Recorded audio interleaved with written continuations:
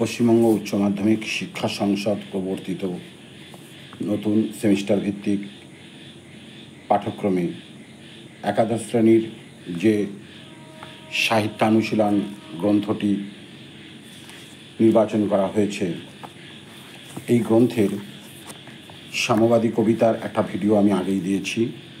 সেখানে শুধু শব্দার্থ এবং কবিতার সারবস্তুটা আলোচনা করা হয়েছিল। আজকের এই ভিডিওতে তোমাদের সামনে লাইন ধরে ধরে এর অর্থ ব্যাখ্যা করব। আশা করি তোমাদের ভালো লাগবে, এবং যদি ভালো লাগে তাহলে তোমরা অবশ্যই চ্যানেলটিকে সাবস্ক্রাইব করবে। সেই সঙ্গে লাইক কমেন্টস করে তোমরা আমাকে জানাতে পারো তোমাদের ডিমান্ডের কথা। আমি তোমাদের সঙ্গে আছি। তাহলে চলো আমরা শুরু করছি আজকের সাম্যবাদী কবিতার সামগ্রিক আলোচনা। কবিতার শুরুতেই কবি কাজী নজরুল ইসলাম এই কবিতাটি তার সাম্যবাদী নাম কাব্যগ্রন্থেই রাখেন, এবং কবিতাটি বা কাব্যগ্রন্থটি প্রকাশিত হয় 1925 ডিসেম্বর। সাম্যবাদী কাব্যগ্রন্থে অন্তর্ভুক্ত করা হয় কবিতাটি। কবিতার শুরুতেই কবি বলেছেন, গাহি সাম্যের গান, যেখানে আসিয়া এক হয়ে গেছে সব বাধা ব্যবধান, যেখানে মিশেছে হিন্দু বৌদ্ধ মুসলিম খ্রিস্টান, গাহি সাম্যের গান। কবি মানবতাবাদী, আর তাই মানবতাবাদী কবি বা বিদ্রোহী কবি কাজী নজরুল ইসলাম তার সাম্যবাদী কবিতায় সাম্যের জয়গান গেয়েছেন। সাম্যবাদের মধ্যে কোনো বাধা ব্যবধান নেই, আমরা সবাই সমান, হিন্দু মুসলমান খ্রিস্টান বৌদ্ধ জৈন শিখ পার্সিক সবাই। তো কবি সেই কথা ভেবেই, সে কথা মাথায় রেখেই হিন্দু মুসলমান খ্রিস্টান বৌদ্ধ যে সবাই সমান, আর তার দৃষ্টিতে পার্সি জৈন সাঁওতাল ভিল গারো, এমনকি কনফুসিয়াস চারবাক চেলা যে যাই বলুক না কেন, মানুষ যে আমরা সবাই সমান, সে কথাই এই অংশের মধ্যে কবি বলতে চেয়েছেন। অর্থটা একটু মিলিয়ে নাও। কবি বলছেন গাহি সাম্যের গান, কবি সাম্যের গান গাইছেন, যেখানে আসিয়া এক হয়ে গেছে সব বাধা ব্যবধান। এই সব মানুষের, সব ধর্মের সার কথা এক, সেখানে যেন এসে মিলেমিশে সবাই একাকার হয়ে গেছেন। যেখানে মিশেছে হিন্দু বৌদ্ধ মুসলিম খ্রিস্টান, গাহি সাম্যের গান। কবি এভাবেই সাম্যের গান গেয়েছেন। তারপরেই বলছেন, কে তুমি, পার্সি জৈন ইহুদি সাঁওতাল ভিল গারো, কনফুসিয়াস চারবাক চেলা, বলে যাও বলো আরও।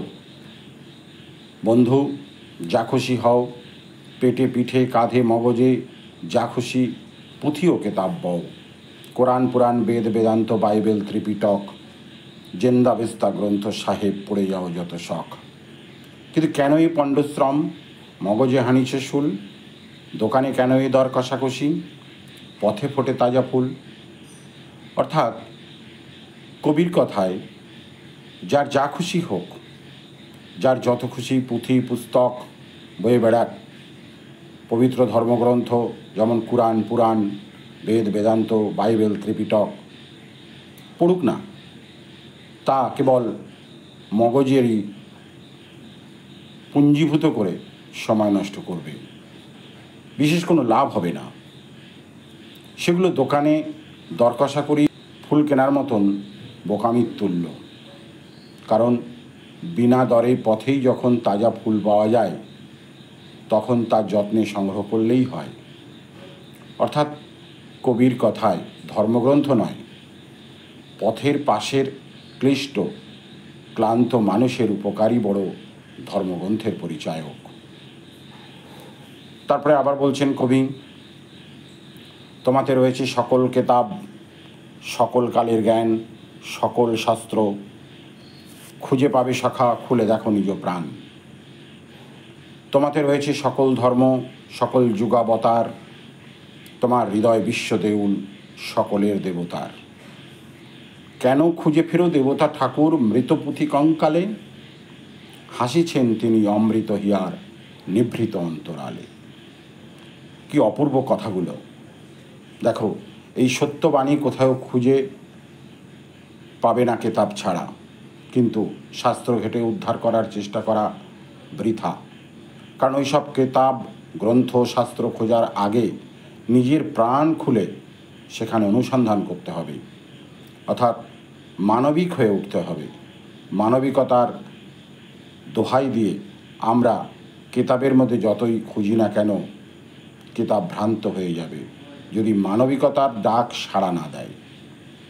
সেখানে সকল কালের জ্ঞানের সত্যের সন্ধান লাভ হবে, কারণ মানুষের হৃদয়ই সকল দেবতার বিশ্ব দেবালয়, হৃদয়ই সকল ধর্ম, সকল যুগাবতারের অবস্থান। তাকে প্রাণহীন বইপত্রে খুঁজে কি লাভ? তিনি তো সেখানে থাকেন না, তিনি অবস্থান করেন প্রতিটি মানুষের হৃদয়ের অন্তরালে। তাই হৃদয়ের কাছাকাছি আমাদের থাকার আহ্বান কবি করেছেন। যেমন রামকৃষ্ণদেব বলেছেন, মানুষ আপন টাকা পর, যত পারিস মানুষ ধর। অর্থাৎ মানুষকে আপন করে মানুষের কাছে পৌঁছানোর বার্তাই কবিও এখানে দেওয়ার চেষ্টা করেছেন। তারপরেই কবি বলছেন, এইখানে এসে লুটাইয়া পড়ে সকল রাজ ও মুকুট, এই হৃদয়ই যে নীলাচল, এই হৃদয়ই সে নীলাচল, কাশী মথুরা বৃন্দাবন।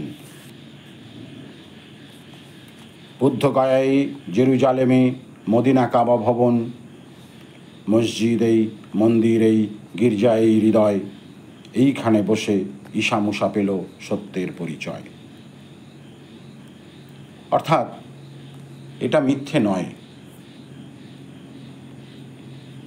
এটাই সত্য। জগতের সকল রাজমুকুটের মহিমা চূর্ণ হয় মানুষের সুন্দর হৃদয়ের কাছে। মানুষের হৃদয় সিংহাসনই সবচেয়ে আরাধনার বস্তু। হৃদয়ই নীলাচল, হৃদয়ই কাশী, মথুরা, বৃন্দাবন। শুধু তাই নয়, বুদ্ধগয়া, জেরুজালেম, মদিনা কাবা ভবন। কারণ সমস্ত বিশ্বাসের মূলেই হৃদয়ের ক্রিয়া। মসজিদ, মন্দির, গির্জায় যে বিশ্বাসের বাণী প্রচার হয়, তার মূলে কিন্তু মানুষ। আর মানুষের সবচেয়ে বড় হচ্ছে আপন হৃদয়। এই হৃদয়ের জোরেই ঈশামূষা সত্যের সন্ধান করেছেন এবং সত্য লাভ করেছেন। তাই কবির ভাষায় বলতে ইচ্ছা হয়, পুষ্প আপনার জন্য ফোটে না, তেমনি আপনার হৃদয় কুসুমকেও কুসুমের মতন প্রস্ফুটিত করিও। অর্থাৎ ফুলের মতন আমাদের জীবন হওয়া দরকার। ফুল নিঃস্বার্থভাবে যেমন অন্যের সেবায় নিজেকে নিয়োজিত করে, ঠিক তেমনিভাবে আমাদেরও মন্দির, মসজিদ, গির্জা নয় বা কোনো তীর্থস্থানে নয়, হৃদয়ের মধ্য থেকে খুঁজতে হবে হৃদয়কে, মানুষের পাশে থাকতে হবে। তারপরেই কবি বলছেন, এই রণভূমে বাঁশির কিশোর গাহিলেন মহাগীতা, এই মাঠে হলো মেষের রাখাল, নবীরা খোদার মিতা। এই হৃদয়ের ধ্যানগুহা মাঝে বসিয়া সাক্ষ্য মুনি, ত্যাজিল রাজ্য মানবের মহাবেদনার ডাক শুনি।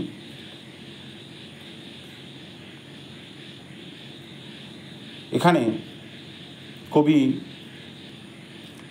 এই হৃদয়ের আঙিনাতেই মহাগীতা ধ্বনিত হয়। এই হৃদয়ের জোরেই রাখাল বালক কৃষ্ণ খোদার দস্তি লাভ করেন। সাক্ষ্যমণি গুহায় ধ্যান করেন। এই হৃদয়ের শুদ্ধতার জন্যেই তিনি রাজ্য ছেড়ে বেদনাহত মানুষের পাশে গিয়ে দাঁড়ানোর আহ্বান করেন। তারপরে কবি বলছেন, এই কন্দরে আরব দুলাল শুনিতেন আহ্বান, এখানে বসি গাহিলেন তিনি কোরআনের সামগান। মিথ্যা শুনিনি ভাই, এই হৃদয়ের চেয়ে বড় কোনো মন্দির কাবা নাই। অর্থাৎ কবি ইসলাম ধর্মের প্রবর্তক মহানবী হজরত মুহাম্মদ যে পাহাড়ের গুহায় ধ্যানমগ্ন হয়ে মহান আল্লাহর বাণী শুনেছিলেন, ঠিক সেইভাবেই তার কোরআনের মধ্য দিয়ে সাম্যের বাণী প্রচার করেছেন। এইভাবেই আমরা সমস্ত গ্রন্থের মধ্যে যে সাম্যের গান আমরা শুনি, দেখি, তাকেই কবি বলতে চেয়েছেন আমাদের হৃদয়টাও হচ্ছে ঠিক তেমনই একটা মন্দির, পীঠস্থান, দেবতার পীঠস্থান। এই হৃদয়ের চেয়ে বড় কোনো মন্দির কাবা নেই। আমাদের এই হৃদয়টাকেই কবি মন্দির, মসজিদ, গির্জা বা কাবা ভবন যাই বলি না কেন, যে তীর্থস্থানই বলি না কেন, তা আমাদের এই হৃদয়। তাই আমাদের হৃদয়ের ডাক শুনে এগিয়ে চলতে হবে। এখানেই আলোচনাটি শেষ করছি। তোমাদের ভালো লাগলে আবারও বলি, একটু লাইক, কমেন্টস আর শেয়ার করো। অবশ্যই সাবস্ক্রাইব তো করবেই। ধন্যবাদ।